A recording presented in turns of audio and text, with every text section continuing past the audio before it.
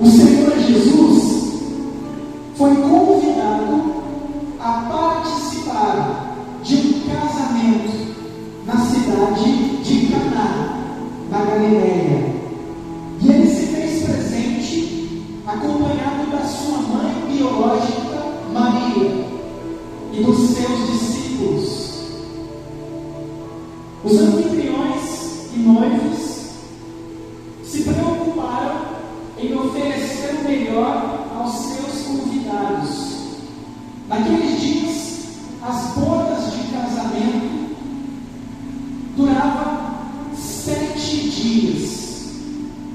E os anfitriões ofereciam a comida e a bebida aos seus convidados.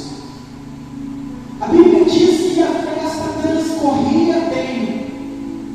Tudo parecia estar dando certo, dentro do previsto. O casamento é um momento que marca a vida de toda a pessoa, que fica na memória, é algo que você nunca esquece.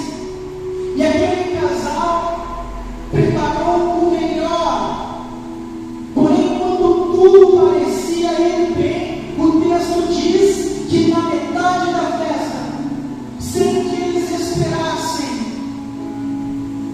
um imprevisto aconteceu. Acabou o vinho. E o vinho representa a alegria natural do ser humano. Acabando o vinho, acabaria a festa. E aquele momento que deveria ser marcado por alegria, que seria lembrado por décadas, até o fim das suas vidas, como um momento alegre e feliz, seria lembrado como um momento triste, de vergonha. Se coloque por um momento no lugar do casal.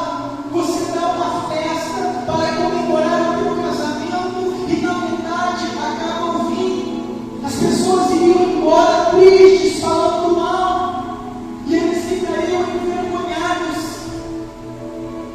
Mas Jesus estava presente naquele lugar. E a mãe biológica de Jesus, homem, vendo o que estava se sucedendo, vendo o problema daquele casal, vendo que eles precisavam de um milagre, pois não havia lugar próximo onde eles pudessem ir e comprar. Humanamente não havia nada a ser feito. Então Maria vai ao Senhor Jesus e diz: filho, acabou o vinho.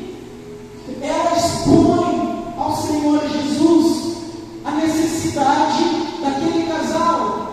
Jesus se torna conhecedor do problema daquele casal. Porém, ele responde dizendo: mulher, que tenho eu com isso? A minha hora ainda não é chegada.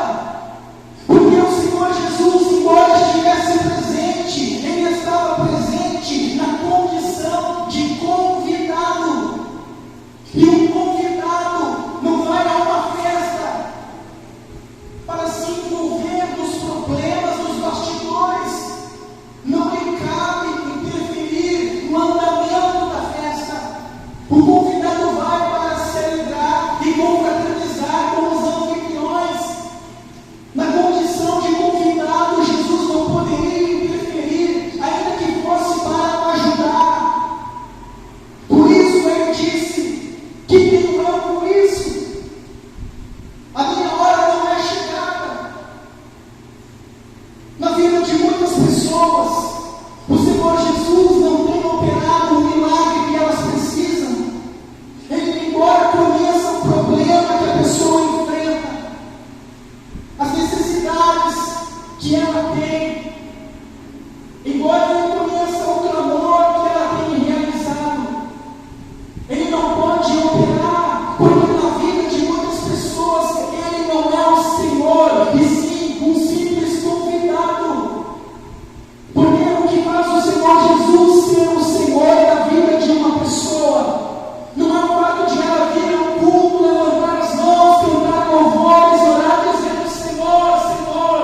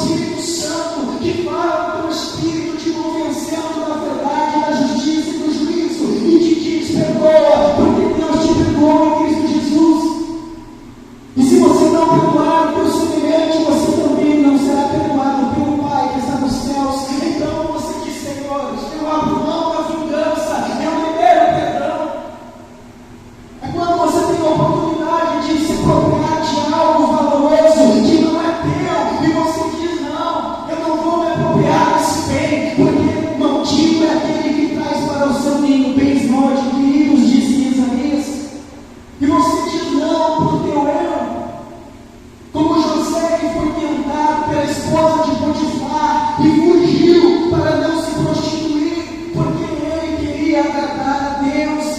Então Jesus é o Senhor, não quando você vem aqui, levanta as mãos e diz Senhor, Senhor, mas quando lá fora você abre mão dos prazeres pecaminosos da carne.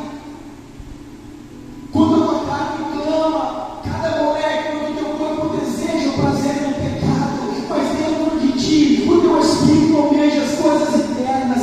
Então você diz, não, eu abro mão da minha vontade, eu abro mão de ser o Senhor da minha vida, para me submeter à vontade do Senhor, que Cristo viva, que Ele cresça e eu diminua, como Jesus no jardim das oliveiras, que assumiu os nossos pecados, a ponto de suar gotas de sangue, contudo se dobrou perante o Pai e disse, Pai, se for possível, passa de mim esse cálice, todavia, não seja feita a minha vontade, mas a tua, não seja o que eu quero, mas o que o Senhor quer, porque o Senhor quer aquilo que é infinitamente maior e melhor para a nossa vida. Então você se torna servo quando você vive uma vida diária de renúncia.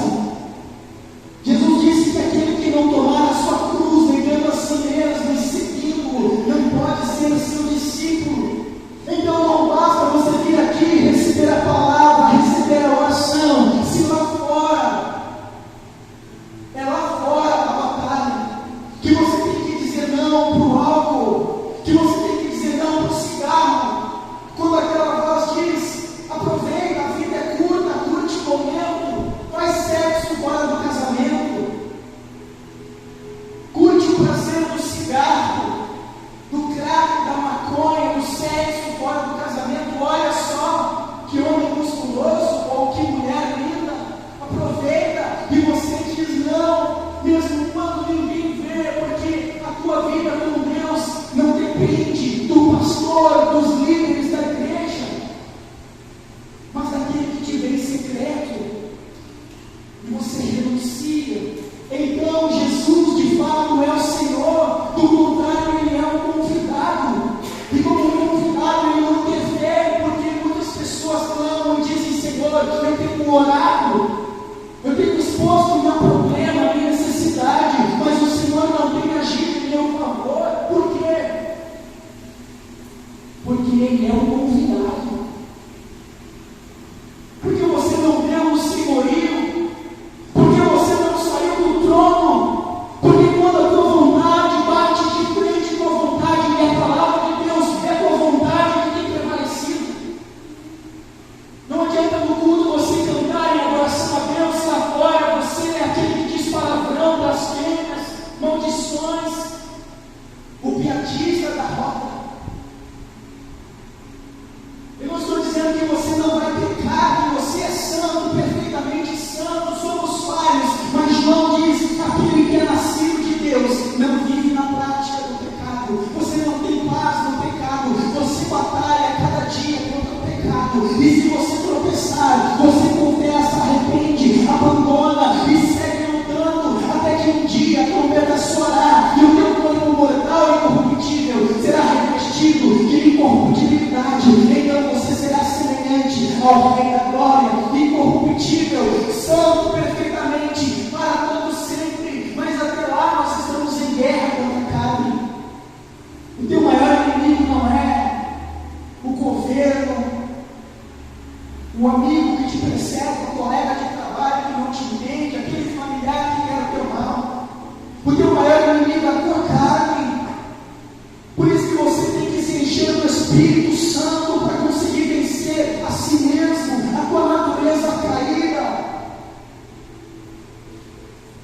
Jesus disse, eu sei o problema do casal, eu sei que eles precisam de um milagre, que eles estão envergonhados nessa situação, se nada acontecer, mas eu não posso agir, porque eu sou só um convidado.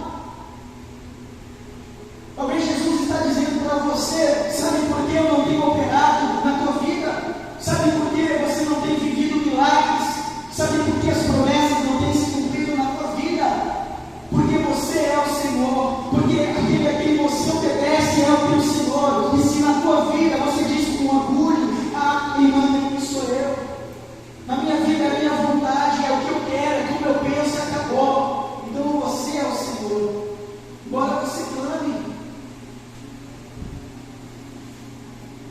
Maria chama aqueles que estavam ali para servir. Quantos aqui estão dispostos a servir o Rei da Glória? Maria chama aqueles que estavam ali para servir. E ela aponta Jesus, o Filho do Deus vivo, o Verbo que se fez carne, aquele que é Senhor por criação e redenção. Não há outro nome pelo qual importa que você e eu sejamos salvos, senão o nome de Jesus, porque além de ser o Senhor e dono por nos criar, quando nós nos rendemos ao pecado, Ele nos comprou com o seu sangue. Por isso Jesus Cristo é o Senhor. Filipenses 2:5-10, a palavra de Deus diz que tenhamos em nós o mesmo exemplo de Jesus, que sendo Deus não usurpou ser igual a Deus, antes se esvaziou, deixando de lado o seu poder e sua glória, tomando a forma de servo, e cumpriu a lei, obedecendo a Deus o Pai até a morte, e morte de cruz, e na cruz Ele assumiu os nossos pecados, e morreu no nosso lugar, para que na sua presença, pela fé, tenhamos vida. E a Bíblia conclui o texto dizendo: por isso Deus o exaltou sobremaneira, dando a Jesus um nome acima de todos os nomes, e perante o nome de Jesus, todo joelho se dobrará nos céus e na terra, e toda língua confessará que Jesus Cristo é o Senhor, para a glória de Deus o Pai. Um dia até Satanás, até os ímpios terão que se prostrar e reconhecer que Jesus é o Senhor. Mas bem-aventurados aqueles que desde agora se fazem servos do Senhor, porque Ele diz: eu já não vos chamo de servos, mas de amigos, porque o amigo sabe aquilo que o Pai fará, e Ele tem revelado a sua vontade e o que vai acontecer. Nós temos a vida eterna. Então Maria diz: façam tudo o que Ele disser. E eles se colocaram diante de Jesus, dizendo: eis-nos aqui, Senhor. Nesse momento, Jesus deixou de ser um convidado e se tornou o Senhor. Quando você se dispõe a obedecer, Jesus deixa de ser convidado e se torna o Senhor. E quando Ele se torna o Senhor, Ele libera a palavra de direcionamento que vai fazer o problema, a luta, a adversidade que te envergonha e derrota se transformar em testemunho de vitória. Isaías 55:8-9 diz: porque os meus pensamentos não são os vossos pensamentos, e os meus caminhos não são os vossos caminhos, pois assim como os céus são mais altos do que a terra, são os meus pensamentos mais altos do que os vossos pensamentos, e os meus caminhos maiores do que os vossos caminhos. Quando você deixa Jesus dirigir a tua vida pela sua palavra, você vive milagre sobre milagre. Você anda de vitória em vitória. A tua vida se torna o palco da manifestação do poder de Deus. A palavra diz que você terá para emprestar e não precisará pedir emprestado. A palavra diz que o Senhor te colocará por cabeça e não por cauda, e andarás por cima e não por baixo, e aqueles que se levantarem contra ti por um caminho, por sete terão que proceder. Mas isso para quem é fiel e anda em obediência. Eu lembro quando uma mulher no meio da multidão diz ao Senhor: bem-aventurado a mulher cujos seios te amamentaram. E o Senhor Jesus diz antes mais: bem-aventurados todos aqueles que ouvem e praticam a palavra de Deus. Então o que faz a diferença não é a unção do pregador, não é a beleza ou grandeza do lugar que você congrega, não é o título ou o cargo que você ostenta, mas é como você se porta perante Deus e a sua palavra no dia a dia, no oculto, quando ninguém vê. É no secreto, porque a Bíblia diz em Hebreus 4:12-13 que todas as coisas são visíveis e claras aos olhos daquele a quem nós havemos de prestar contas. Bem-aventurado aquele que ouve e pratica. Tiago 1:22: tornai-vos, pois, praticantes da palavra, e não apenas ouvintes, enganando-vos a vós mesmos. Então o Senhor Jesus pessoas que se dispuseram a obedecer.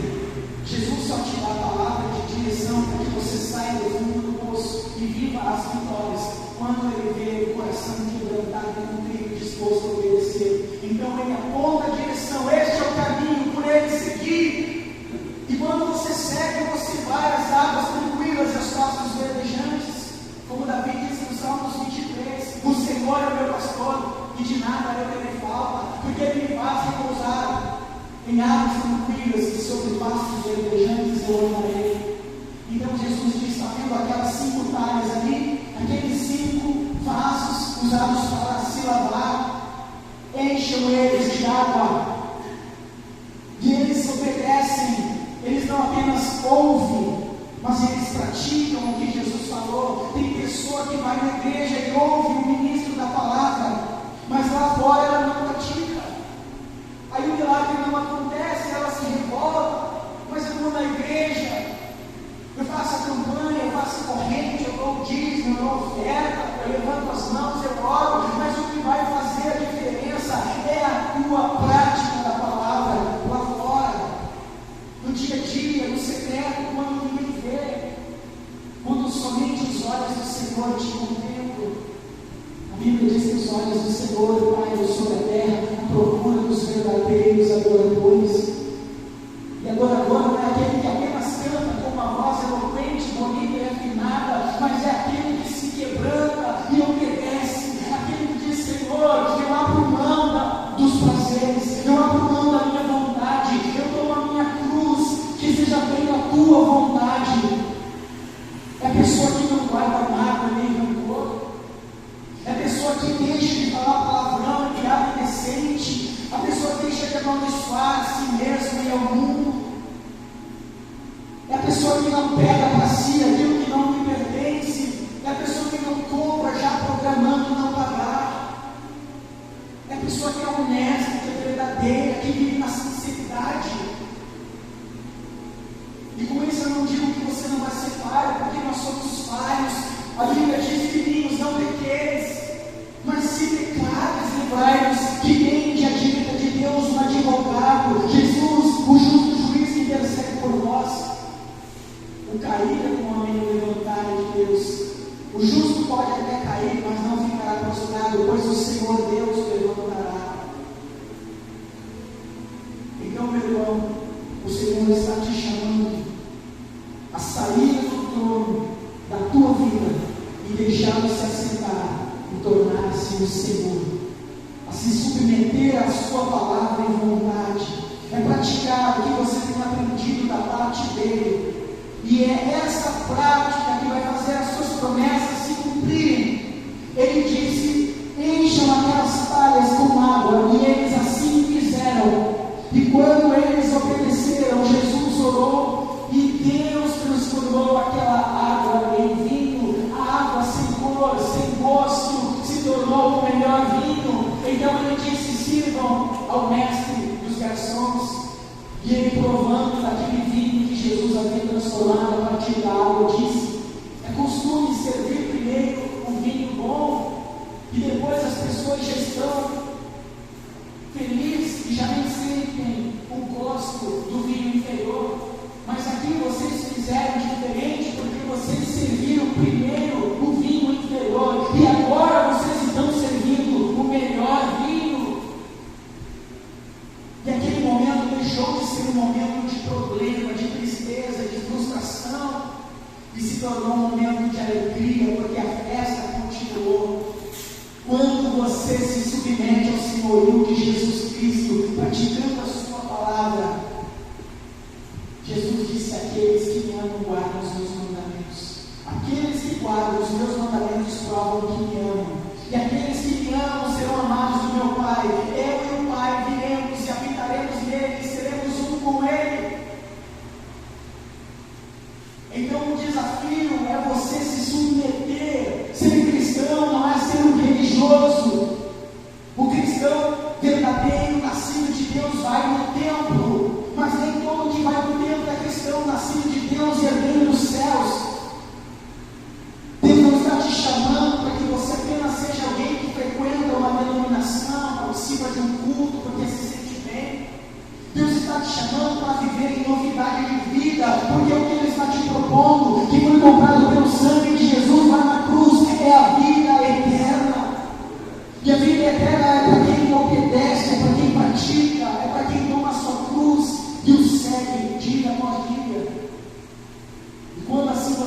miséria, Ele vai transformar na tua vida a água em vinho, a luta, o dissabor, a tristeza em alegria. A Bíblia diz em Isaías: e no lugar da vergonha tereis dupla honra. No lugar da vergonha tereis dupla honra. No lugar da vergonha tereis dupla honra. Jesus disse: eu honro os que me honram, e aqueles que me honram não andarão em trevas. Mas o que fez a diferença na festa de casamento de Caná? Foi aquelas pessoas que se dispuseram a ouvir e obedecer. Talvez você ouvindo essa palavra, analisando a si mesmo, chegou à conclusão: eu pensei que Jesus era o Senhor, mas agora eu vejo que eu tenho sido o Senhor em muitas áreas. É a minha vontade que tem prevalecido, é o meu eu que tem determinado as minhas decisões. Eu não tenho aberto mão de prazeres pecaminosos que o mundo me oferece, para que a vontade de Deus se cumpra. Mas nesse momento, eu reconheço o meu pecado, eu abro mão de me assentar no trono, e eu convido a Jesus para se assentar no trono da minha vida e ser o Senhor da minha vida. Então Jesus virá, assentará no trono do teu coração e reinará na tua vida. E você vai viver uma vida de milagres, de vitórias, e no final você tem a vida eterna. Eu te convido a se levantar.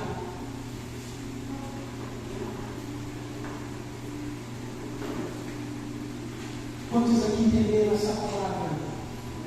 Talvez não foi uma palavra muito agradável como as que eu costumei trazer nas outras vezes. Eu até quis trazer algo mais leve, mas o Senhor me deu essa palavra, direcionou para essa palavra, e é o que você precisava ouvir. Então eu quero fazer um convite. Se você reconhece que você está sentado no trono, que quando a tua vontade entra em choque com a vontade de Deus, com a palavra de Deus, é a tua vontade que prevalece, e você quer sair do trono e convidar o Senhor Jesus para se assentar no trono do teu coração e ser o Senhor. Você que quer dizer: Senhor Jesus, assenta-te no trono do meu coração, reina na minha vida, dirige a minha vida, guia os meus passos, me ajuda em minhas fraquezas. Eu quero te convidar a vir aqui na frente. Pode tirar essa mesa, por favor.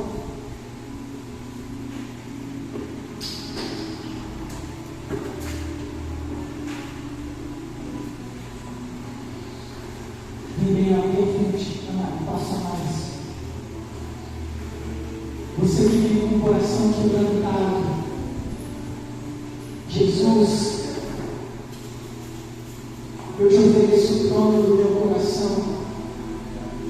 Você que reconhece: Senhor, até aqui eu tenho sido o Senhor. Quando a tua vontade entra em confronto com a minha, eu sempre faço o que quero, o que julgo ser o melhor.